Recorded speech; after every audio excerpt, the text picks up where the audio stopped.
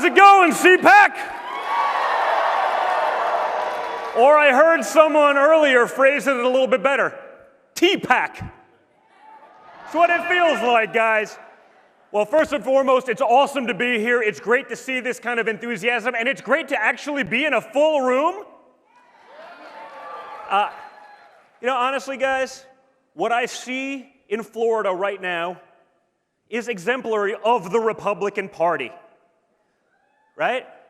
This is a state, like the party is, that has open schools, open businesses, and open churches. What we've seen in some of the more left-leaning states is exactly the opposite. The only thing that they have open is open borders. And it doesn't work, guys.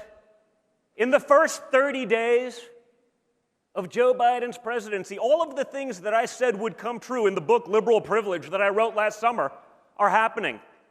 We listened to months of media telling us that Joe Biden, he's a moderate, don't worry. He's not going to end energy. He's not going to end pipelines, which is partially correct. He's not going to end Russian pipelines. He's only going to end American pipelines. The Russian ones are just fine. They're going to cave to China. No, that was never going to happen. Of course it happened. You think that billion-dollar investment in Hunter came for free? No, the Chinese have a great return on investment. But guys, more importantly, who would have thought that within 33 days we'd be bombing the Middle East again? I would have. Oh no, guys, come on, the military-industrial complex, I'm surprised it took them 33 days. I guess they waited till the first month, so they couldn't say that was part of the first 30, but it was only shortly thereafter where we started bombing the Middle East. Speaking of bombing the Middle East, have you seen Liz Cheney's poll numbers?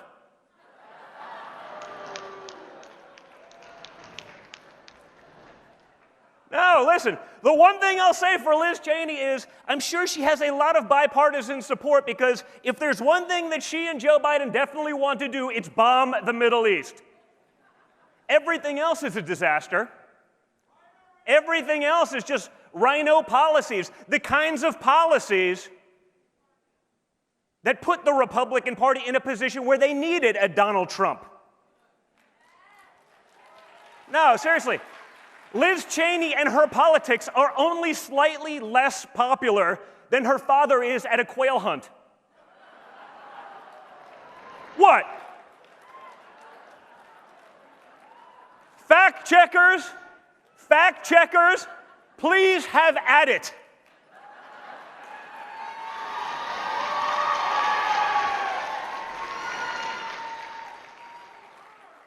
Fact check true.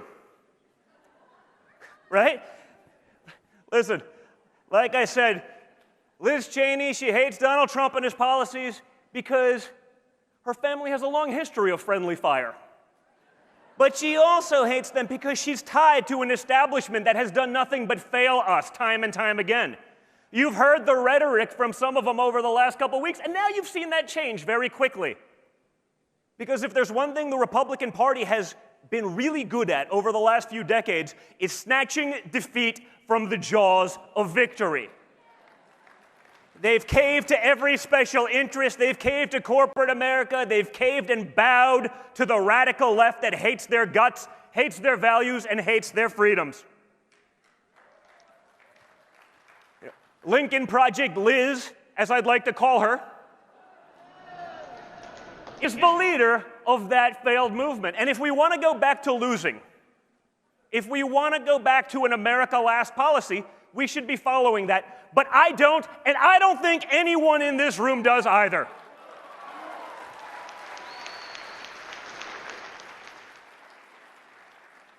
So, you know what, guys? The first 30 days has been a disaster. The lies the media told you wouldn't happen are all happening. But hey, at least they have a diverse cabinet. Right? No, yeah, it's very diverse. That's what we saw, right? What is the policy of the SBA? Well, first and foremost, we appointed a woman. Well, that's wonderful. Is she competent? Because there's competent women and there's incompetent women, just like there's competent men and incompetent men. We've seen that. We know that to be a fact. But when you don't have policy to address the incompetence and think you can get away with it by just talking about diversity blindly, it's sort of a problem, isn't it? This month alone, they've banned the Muppets. Right? I mean, if there's things that you thought were sort of above cancellation, you would be wrong. There is nothing the radical left won't cancel. Hasbro now wants a gender-neutral Mr. Potato Head. These are the issues of our times, folks. I mean, if Hasbro really wanted a gender-neutral Mr. Potato Head so badly, they should just slap a picture of CNN's Brian Sletler on the cover of their next potato.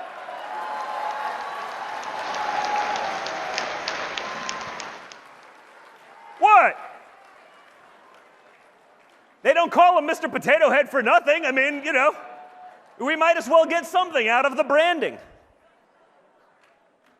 But guys, we can talk about all of these things. We can talk about the liberal hypocrisy, liberal privilege. Just look at how magically, in 33 days, children in cages turned into migrant shelters for children.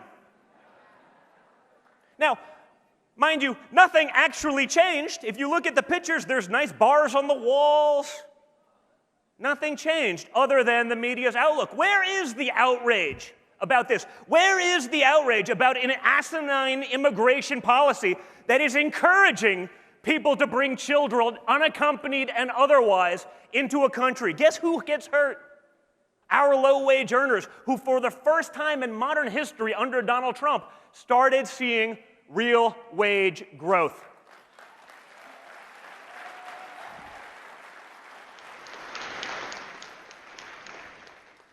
We see it time and time again.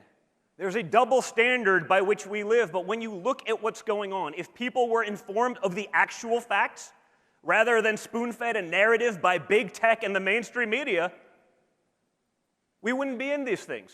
There was a poll that came out just this week that said 1 in 6 people would not have voted for Biden had they known about the Hunter Biden scandal.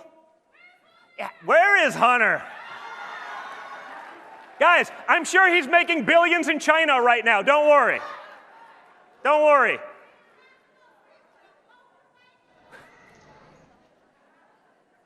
One in 6, guys, 17% of the 80 million that voted for Joe Biden wouldn't, had they even heard of the basics of his corruption. We were all talking about it, guys. It wasn't anything new, but that also shouldn't surprise us. We've been talking about Andrew Cuomo sentencing Nana to death for 10 months. But no one was going to talk about it until they got their wishes. No one was going to address Democrat incompetence. We believe all women until they accuse a Democrat. Then, not so much. But guys, that's why we have to stay engaged. That's why we have to stay in the fight. That's why we can't allow them to steamroll us like they have done for decades. When you look at what's going on just this week in Congress, you have Democrats petitioning major corporations, Comcast, Amazon, to ban conservative news outlets. Not radical parties. Fox News, Newsmax, OAN, just ban them. You don't see Republicans saying, let's talk about CNN as a place of disinformation. I mean, as a recipient of their ire for a couple of years, I can assure you that they were lying about Russia collusion. We all know that now, but no one actually brings it up because they can get away with it.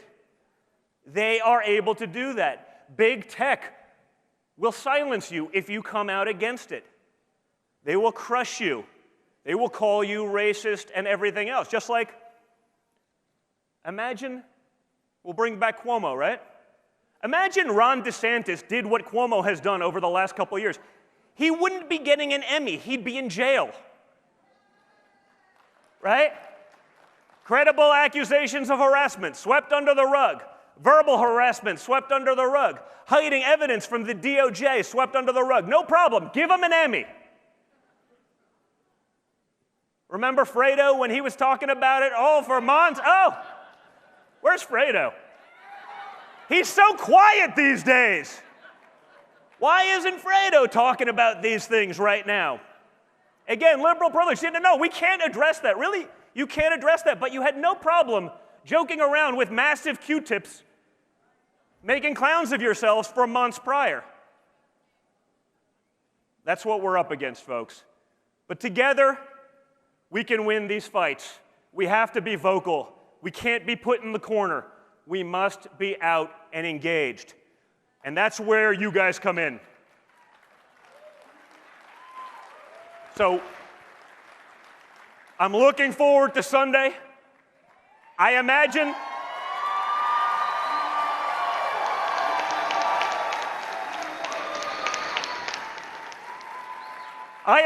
it will not be what we call a low-energy speech. And I assure you that it will solidify Donald Trump and all of your feelings about the MAGA movement as the future of the Republican Party. So thank you, CPAC. Thank you for being here. Thank you for the love. You guys are the best.